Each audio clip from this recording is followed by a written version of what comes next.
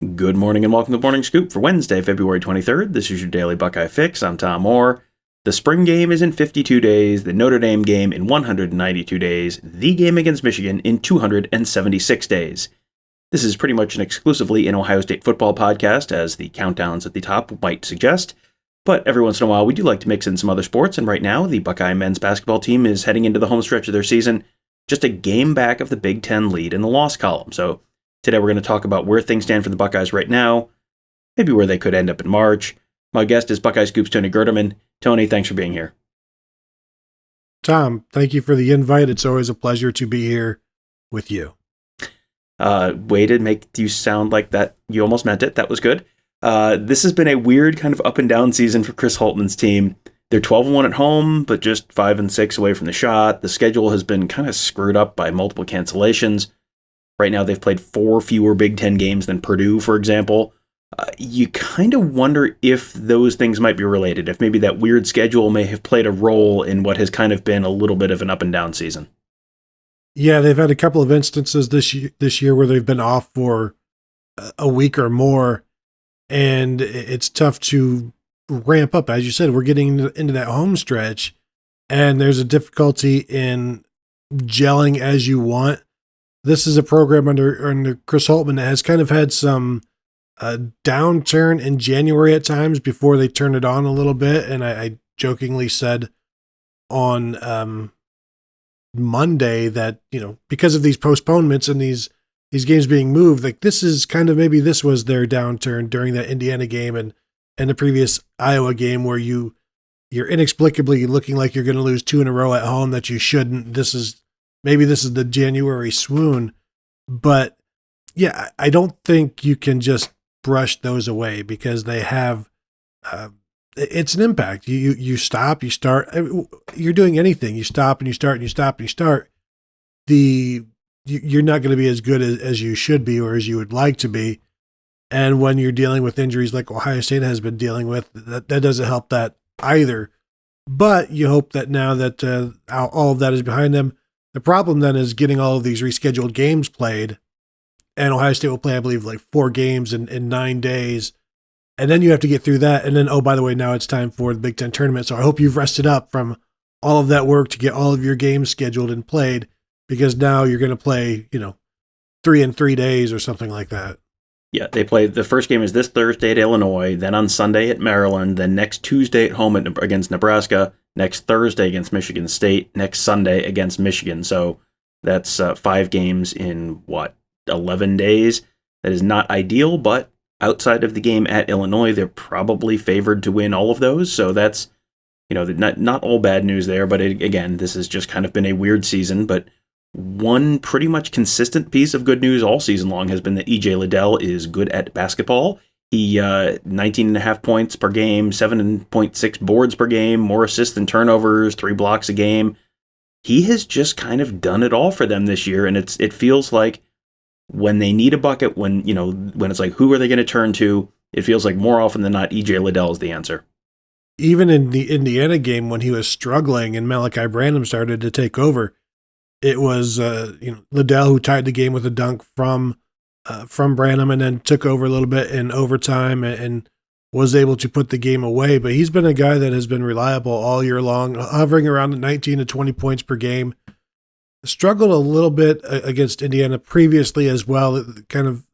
There are some matchups that are not great for him when he's facing a guy who is a lot bigger than him and strong and really strong. And that kind of takes advantage of his lack of height, being 6'6" or whatever. And so bigger guys can sometimes give him trouble, but he can also take them out on the court and make them defend. And so he's got ways of getting around it. He's got a really good mid-range game, and of course his post game with the turnarounds and the moves that he has. He can get what he needs. It's just sometimes for him and for the rest of this team, there could be some size issues against certain opponents that make life difficult, but he makes life difficult on the opponent in just about every way. Defensively, I think has been the biggest surprise for me this year, where he's got averaging about 3 blocks a game in Big Ten play.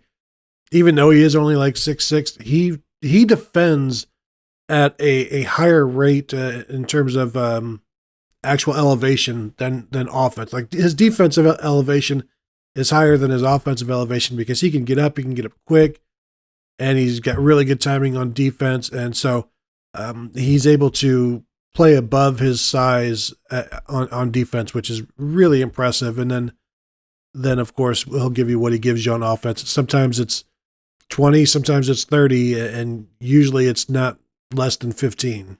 Yeah, and I mean, he had that block on Tuesday, and I know it didn't count. I know it went down as a foul, but as the tweet that everyone asked me to retweet constantly says, college football would be a much more watchable product if college basketball would be a much more watchable product if bad officiating didn't ruin every game. And so the college basketball officials, not great sometimes at their jobs, missed a really ruined what was a fantastic chase down block on Tuesday by Liddell. But you mentioned Malachi Branham earlier. He has been, he came in pretty highly touted. I don't think this is, a guy who's like way off the radar or anything. But still, to come in as a freshman and do what he did still feels like he probably qualifies as a very pleasant surprise for Chris Holtmann this year. Yeah, and now you worry that he's going to be too much of a pleasant surprise and be a one and done guy, because he was, I think, a top 50 kid, and I did not expect this at all, because I thought he would be, like 5-6 points a game as he grows into a role. But in Big Ten play, he's scoring 15 points a game. He didn't score in double figures until the 8th game of his career at Ohio State, and now 6 of his last 8, he's scoring in double figures, and he's scored 60 points in his last 3 games. And he in against Indiana, when E.J. Liddell was struggling, the Buckeyes were struggling, Indiana takes a lead back, 4.5 point lead after Ohio State had a 10-point lead. Chris Holtmann puts the ball in his freshman's hand, gives it to Malachi Branham, and says, "Help us, save us, do what you can do." And so Branham would just get the ball at the top of the key and drive, find somebody, hit a shot. He's got a really, really good mid-range game. He's really smooth. He's patient. He doesn't necessarily force stuff.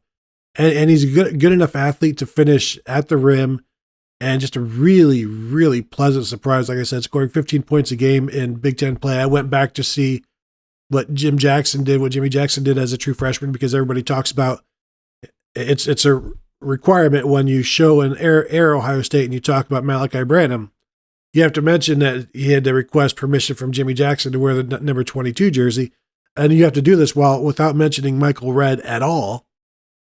But so Jimmy Jackson scored 16 points a game as a true freshman. Now in Big Ten play, that was up to 19 points a game, but that's pretty rare air what Malachi Branham is doing right now, and the way he's controlling the ball at the top of the key, similar to what Jim Jackson did as a freshman, sophomore, and junior, similar to what Evan Turner did as a sophomore and a junior as well, where, you're turning into our best player. And I either wrote it or tweeted it after the game, where this feels like a bit of a shift away from E.J. Liddell being the guy who runs the team to Malachi Branham, or maybe it's one of those cars with 2 steering wheels. It's like a driver's ed type of thing, But there was a shift. Chris Holtmann was like, we need you. Do this. Take care of it. Malachi Branham scores 27 points against Indiana, secures the win, finds E.J. Liddell for the tying basket with six seconds to play. And really, you start to get Mike Conley vibes as a true freshman, where everybody knew Greg Oden was one and done. And then Mike Conley goes through this incredible NCAA tournament and just plays himself into the NBA. And I'm not saying that's going to happen for Malachi Branham, but I'm saying there's a lot to like about his game. And one of my criticisms of him would be like, he needs to be a better outside shooter. He needs to be a better 3-point shooter. Well, he's shooting 50% from 3. So, I mean, seems pretty okay to me. I mean, I'm not like the world's single biggest basketball expert, but 50% from behind the arc seems like at least okay. They've gotten they've sort of figured some things out on the inside as well. We mentioned Liddell obviously, but Liddell being 6'6", you need some bigger bodies, and they have sort of pieced some stuff together with Zed Key and Kyle Young together in the front court. Young has been coming off the bench all season. You think of him as a starter, but he's only started 1 game all season. But you put Key and Young together, the two of them together are in basically a full game worth of minutes, averaging about 17 points and 11 boards per game. And it's like, okay, that's another good front court player with those two guys kind of putting it together like Voltron. Yeah. And they have different games, but they're both able to score. If you're going to defend them one-on-one, everybody is comfortable with giving them the opportunity to score. And they can both go to the right or their left. And they both have effective hook shots and half hooks from Kyle Young. Zed Key can do a lot of he's really good with his pivot foot and drop steps, and he's got a hook shot as well. They're both just really pretty crafty and knowledgeable players. Like Zed Key has always been, he's not the tallest guy, he's not the most athletic guy. This is who he's been, and he's learned how to work within his being, and he knows what he can do, and he knows he's going to be facing taller guys and bigger guys this week going against Kofi Coburn from Illinois. It's not going to be easy, and so there's going to be some issues there. But he's comfortable in his body and what he's able to do, and he can create space, which allows for him to get a shot off. Kyle Young, his three-point shooting has been down this year compared to where he finished last year, so that's kind of evaded him a little bit this year. But again, you can give him the ball on the wing, and he can back his guy down and then go right or left with the hook and score and score consistently. Now, they don't need either of these guys to get 15 points a night, but on any given night, they can. The issue also, the other side of that is that any given night, they can give you 2. And what you don't need is for both of them to have an off night and give you like 4 combined. And then it's just up to E.J. Liddell, Malachi Branham. The backcourt has to, step up and get more than what they normally give you. But it is an interesting combination and one that gives you different things, but gives you all of the effort that you want from that position as well. It also gives you 10 fouls. That's not a bad thing in the front court either. We talk about the transfer portal a lot in connection with the football team, obviously, but transfers have kind of been a big part of the story for Chris Holtmann over the years as well. This season in particular, Jamari Wheeler, former Penn State guard, has provided some really valuable veteran presence and minutes in that backcourt, close to a 2-to-1 assist-to-turnover ratio, and has kind of helped let guys like Meechie Johnson, who's had some injury stuff and also just kind of growing into his role with the team, he's kind of given Meechie Johnson and some of those other guys a little bit more time to kind of just be that veteran presence in the backcourt that this team really needed this year. Yeah, and he's pretty much given Chris Holtmann exactly what he expected, which it's not perfection. It's effort, it's defense, it's running an offense. Now, he's had some foul issues the last few games where he picks up a couple of quick fouls and he's out for extended minutes in the first half. He's not the best shooter, but he's shooting 36% from 3-point range, and I think you'll take that with him. I think sometimes the issues with him is that he's just not been aggressive enough, scoring 7 points a game. Sometimes they need more from him, and he does try to give them more when it's needed, when he senses that it's needed. And with the struggles of Justin Arns this year, you do need it. And you're seeing that from Cedric Russell, another transfer who has taken some of those Justin Arns minutes and can give you the same kind of, maybe not the same kind of 3-point shooting, but can give you 3-point shooting, but can also put the ball on the court. And it gives you mid-range game as well, gives you the ability to finish and continue the drive to the basket, which Arns doesn't really do. So you're figuring out ways to get around some of the assumptions that you had made prior to the season that didn't come to fruition. And then you're doing it with Jamari Wheeler, who this is pretty much what you expected. Cedric Russell, I think they were hoping that this is about what he would be. They didn't expect much early on coming from a lower level, but he has done really, really well at times. He's given them some necessary buckets throughout the season and is a guy who could get on a hot streak and lead them to a win here or there down the stretch against a team that, you need baskets from somebody. He's a guy that has really very little fear and can take some big shots. And, this is one of the teams that can beat just about anybody. They beat Duke, but then as we've seen in this past week, they can also lose to anybody. It just depends on the night, depends on the matchup. Sometimes it just depends on the rims and the refs as well. And, one of the other things that's kind of been part of this team's story is some of the guys who haven't been there. We talked about a lot of the guys who have. Justice Suing played 2 games. He's played 30 minutes total all season, and he could theoretically still come back this year. Feels like he's kind of been like, well, he might be a couple weeks away for a little while. He might be back. He has not been back yet. And then Seth Towns has not played at all. He's out for the year.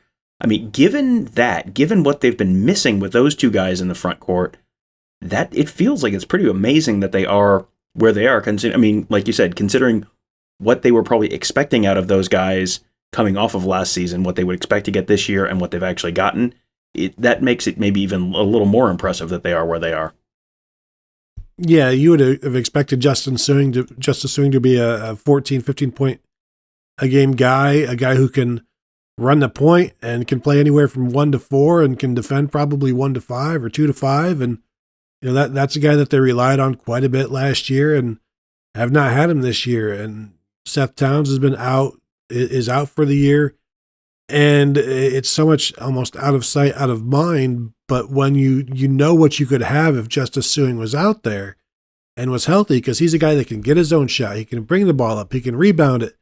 He can rebound it and then bring the ball up. Like there's a lot of different things. He can free up E.J. Liddell to do other things.